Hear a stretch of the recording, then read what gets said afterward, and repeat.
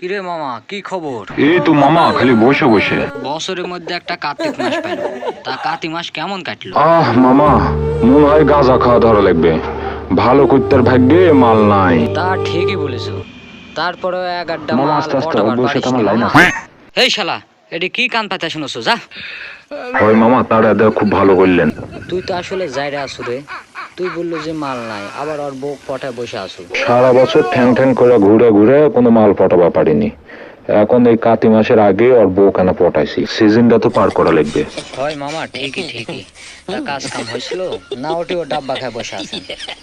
না মামা, সেই একদিন হোটেলত গেছিল, হোটেলত যে এতই কুত্তা কুত্তির সাপ, কোনো চান্সই পাইনি মামা।